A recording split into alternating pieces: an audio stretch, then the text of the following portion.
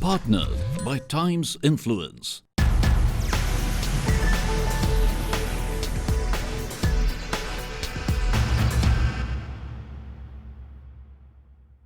India is the sixth biggest economy of the world, where 1/3 of its people still sleep hungry. You heard that right. Unless you've already heard that before, there are many informations available which we sometimes choose to ignore. For example, many of you would know how many Bollywood films are part of the 300 crore club. And many of you would choose to not know that India is the third biggest pool of illiterates in the whole world, more than 1/3 actually, 37%. Now, who's responsible? If you think it's population, then I can tell you that as per capita income compared to other countries, there are countries which have lesser average income of its people, but their people are less illiterate and less hungrier. So what is the reason? When you have the size of the sixth largest economy, some revenues are surely coming in. But if you're not using those revenues rightly on your people, then they stay hungry, illiterate and unemployed.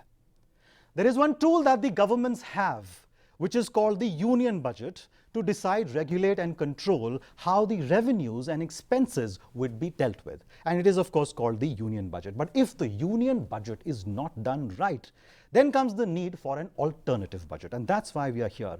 You're welcome to IIPM Think Tank's 18th alternative budget with Dr. Arindam Chaudhuri. Dr. Chaudhuri, welcome. Thank you so much, Rohit. Dr. Chaudhuri is an economist, he's an educationist, entrepreneur, writer, author, speaker, filmmaker.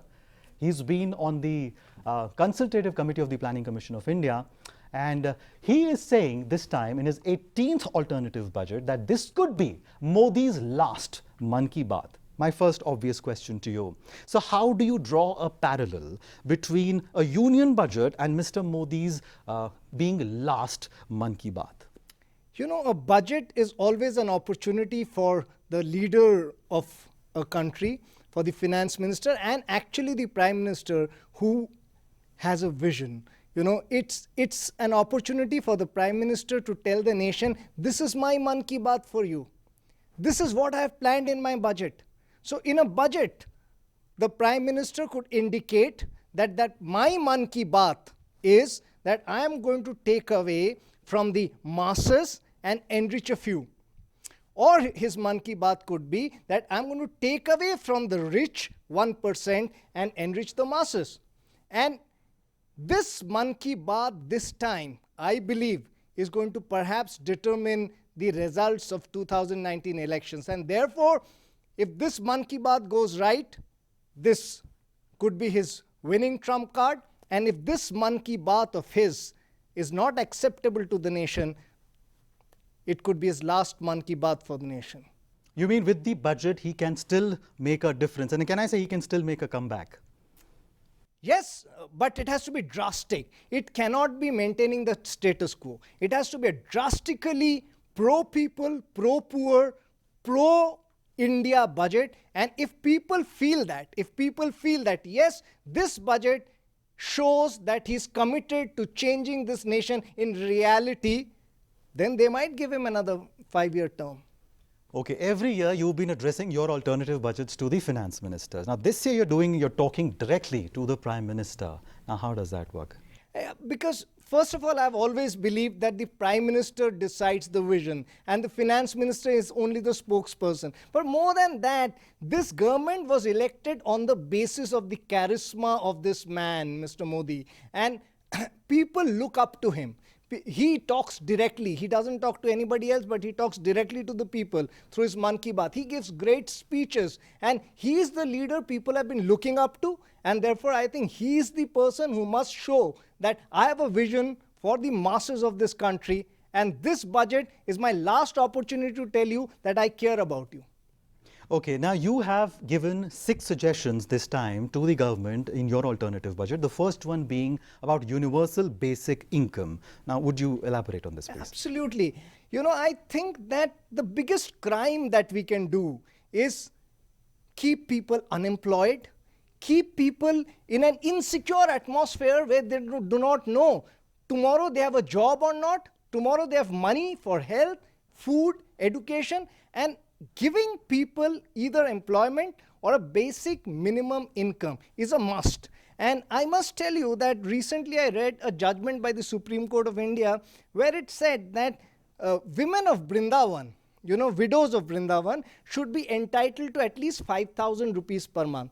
By that, I got a feeling that the Supreme Court of India is basically trying to say that no individual can stay at less than 5,000 rupees a month. And if you look at the condition of India, where 1% of Indian population have amassed 73% of India's wealth, where 75% of India's population actually reside in less than $2 a day, the World Bank standard of poverty line, and 80% of Indian population live under 13,000 rupees a month for a family of 5.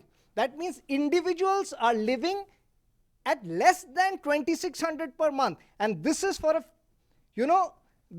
this country where Supreme Court has already tried to define that less than 5,000 rupees a month you can't live. Imagine 2,600 rupees if I have to give you. Can you live for a month? I mean, in developed nations, they won't even keep their dogs, pet dogs, at 2,600 rupees. I heard you call it as a destitution line. Absolutely. So given this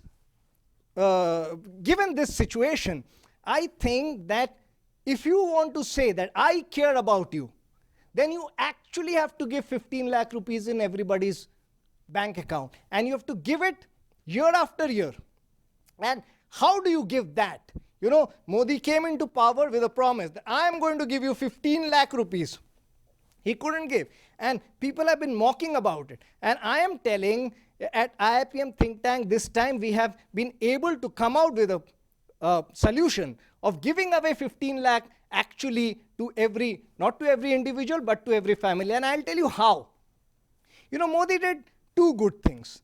The first one was Jan Dhan Yojana, where everybody was forced to have a bank account. And through that, 25 crore bank accounts were opened. Now, 25 crore bank accounts have been opened. And if these people are given, why not 5,000? Why 10,000? Let me tell you. Because on an average, 50% of India is less than 20 years of age.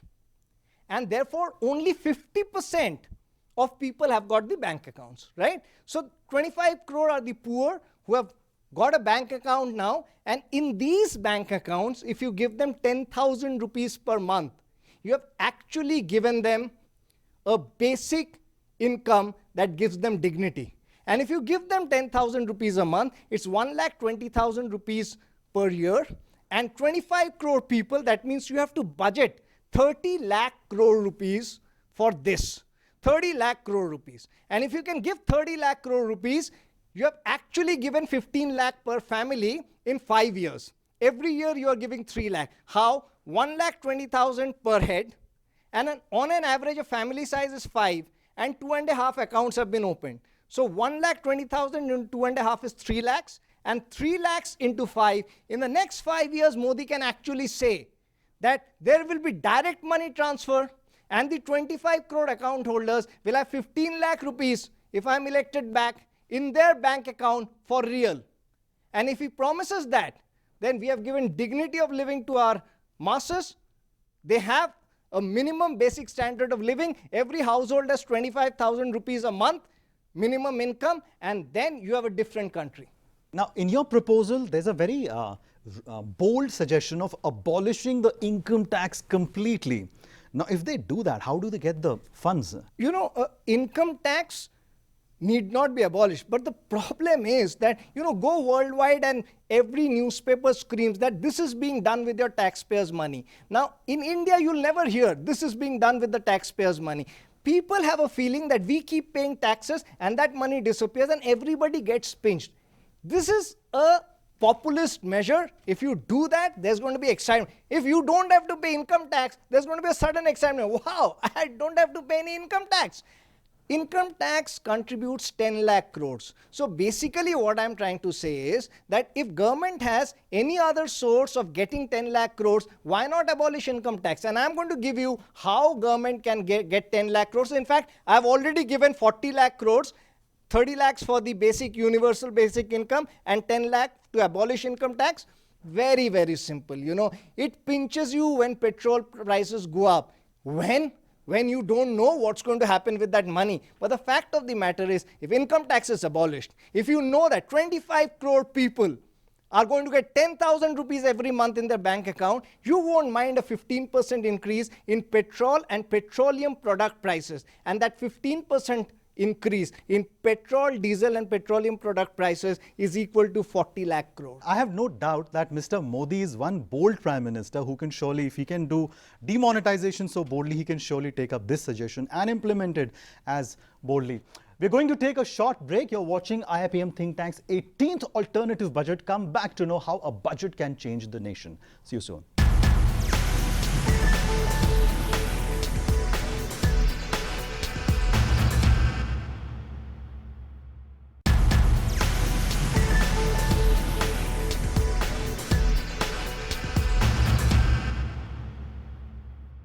Welcome back. You're watching IIPM Think Tank's 18th alternative budget with Dr. Arindam Chaudhuri. Dr. Chaudhuri, your third big suggestion in your alternative budget is to remove urban slums. Absolutely, not just urban slums, but rural. We have to give rural households dignity. You know, if you've given income, that's not good enough. You have to give them shelter. And this shelter, you know, you stay in a five-star hotel, do you feel good? When you look outside the window and instead of seeing greenery, you see slums, you don't feel good. And we have to remove slums to give dignity to every Indian. We have to give every rural person good housing. And to give that, we have calculated actually, interestingly and coincidentally, that the investment required to give 2.4 crore families better 300, 350 square feet households to remove urban slums, and about 19 crore other families, you know, who don't have good housing facilities in rural areas, give them decent, dignified living. You actually need another 30 lakh crores. But this 30 lakh crores, you don't need to spend in 1 year. You can spend it over 5 years. So after 5 years, you can say every Indian will be living in a dignified shelter. Therefore, it means we have to spend only 6 lakh crore a year. And I'm going to tell you how to get this money as well. Okay, you're also suggesting spending 55,000 crores in National Rural Health Mission. Yes. Now, how will this be more beneficial? Mr. Modi has been criticized for his second biggest scheme. And I think this is a game changer. This is perhaps one of the best schemes ever launched by anybody globally. He has given a 5 lakh rupee insurance to every Indian. And I say, why 5 lakh? Make it 10 lakh. For 5 lakh, you need only 27,500 crore per annum. You make it 10 lakh. Make every Indian feel that there is no way that I am going to get worse health facilities than the richest man in this country. And any health problem I have, it's going to be taken care of. So I have said that put 55,000 crore aside for this. I've also spoken about education, where we have put a budget out there.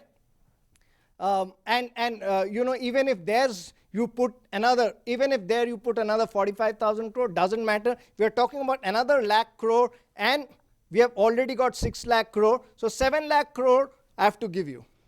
Yeah, so 1 lakh crore on education that you just mentioned. Now, education is a no-brainer. Why aren't governments already doing it? I don't know. People, it's a vested interest. If you keep people uneducated, then you can really fool them during election time by giving them false promises, alcohol bottles and everything else, instead of promising them the right things. So keeping people uneducated helps me come back to power next time again.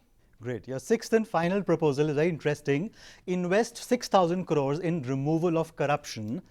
And that's very interesting. Yeah. You know, I think that we talk useless things when we talk about corruption. You know, you tell anybody यार corruption हटाना है, बोलता है यार घर में पहले झूठ बोलना बंद करो. That's not how corruption is removed. Corruption is removed by only one way, and that is by fast tracking your judiciary. You will have corruption forever if judiciary takes 20 years to solve a case. And nobody is afraid of the judiciary, because if 20 years it's going to take, you know, by the time I am 50, 55, I get caught. 20 years later, I am dead. You know, and probably they're going to give me benefit of doubt. But if in 6 months cases are solved, then I know I cheat, I get into a malpractice. In 6 months, the case will be decided. I might get benefit of doubt. Another 6 months, another benefit of doubt. 1.5 years later, I'll be behind the bar. So you have to invest in judiciary. In judiciary, we invest not even 1% of our GDP, of our budget. We invest less than 0.1%. And that's why I said, to change this country's judicial system, you need at least another 1 lakh judges, 20,000 a year in the next 5 years. And per judge, you require roughly about 30 to 50 lakhs infrastructure, his salary, his helpers and everybody put together. And 20,000, 6,000 to about 10,000 crore per year. So it's absolutely nothing. So if you look at all this, we have talked about 7 lakh, 8 lakh crore rupee more. And you see how easy it is to get. And I have been propagating in IIPM think tank the concept of vice tax. You know, we drink alcohol, it's written it's injurious. We smoke cigarette, it's written it's injurious. We smoke beedi, it's written. And more than that, on something where it is not written, but it is poison, is sugar. You know, sugar is the largest killer. On one hand, we say we don't have health facilities. If you want free health facility, if you want insurance, then you have to be taxed on things which you eat or drink to poison yourself. And sugar is the biggest poison. It ages you, it kills you, it gives you all kinds of problems. Now, if you increase the price of sugar by 100%, okay, you have got straight away 13.5 lakh crores. If you increase the price of beedi by 10 rupees a pack, you have got 3.5 lakh crores. If you increase the prices of cigarettes and alcohol in a similar proportion, you have got another 1.5 lakh crores. We have no dearth of money. I just spoke about 18-20 lakh crore more, and we require only 7 lakh. So don't increase the price of sugar by 100%. Increase it by 50%. Sugar takes away so much water in Maharashtra that you can't grow wheat out there. You know, it's a rich man's business. And you must tax this business so that people, if they want to have poison, then they might as well pay for it. And otherwise, if they reduce consumption of sugar, it's going to bring down the health expenditure of the government by crores of rupees. So I think that for every solution, for every alternative, we have got various possibilities to mobilize resources if we have commitment for the masses. Great. With that note, we are going to hear out Dr. Malay Chaudhuri, who's the founding director of IIPM, and he has been writing alternative budgets for the last 30 years. And let's hear what he has to say. Dr. Malay Chaudhuri. We have experienced that the last 4 years, Finance Minister Jaitley has given concessions after concession to the industries. For example, he has given them the concession of rupees 5 lakh crore, and he has also promised to reduce corporate tax. On the other hand, for the people who are under so-called poverty line, which is actually destitution line, and he has hardly done anything for them. I feel so grateful to him actually, you know, because for 30 years he has been, it's his entire concept is his. It's his vision. I'm just a spokesperson, you know. IIPM think tank was his vision. From childhood I've been seeing these alternate budgets coming out, and the kind of commitment this man carries is unbelievable. For sure. Before we wrap up, there are a few quick questions that we want to ask you. So according to you, Dr. Chaudhuri, who has been the best Prime Minister of India ever? Tough question, but a very controversial answer, Nehru. People love abusing Nehru today, but today, if I am grateful to one Prime Minister, in my Great Indian Dream book, I criticized him. But today, when I look back, looking at the current situation, if I have to be grateful to one Prime Minister, it's him. From his secularism to the pillars of democracy, thankfully, we have a country which can't be ruined that easily. And I have a lot of respect for him. His secularism and his being an agnostic is just one part of it. So a subset of the same question, which according to you is the best political ideology for the Indian economy, left, right or center? That's a tough question. I look at people's economics, and if people's economics means left, then it should be left. Absolutely. Center is very confusing. In the name of being center, you can do anything, and right is horrible. So if you were to be India's finance minister, what would be your order of priority between health, education and employment? I think health is the most important thing, because if somebody is born, he's got to live. You have to give them employment, basic income, and then you have to give them education as well. Do you think Mr. Modi is going to win 2019? Ask him to follow this alternate budget, and I guarantee that he will win. He doesn't follow this, he does something else, then this is going to be very challenging. I doubt that he will. 1.5 years back, I said the jokes are taking a U-turn, the memes are taking a U-turn, and all the jokes are now towards this side and not on Rahul. So on a lighter note, if you were to choose India's next Prime Minister from these fictional characters, who would it be? Bazigar, Dabang, Rowdy Rathore or Simba?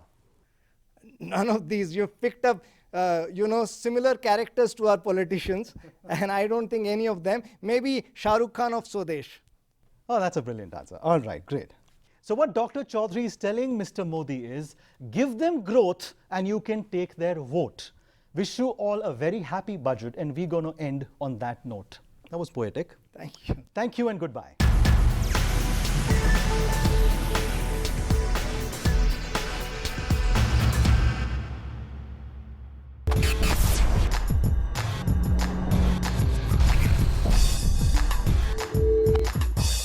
Partnered by Times Influence.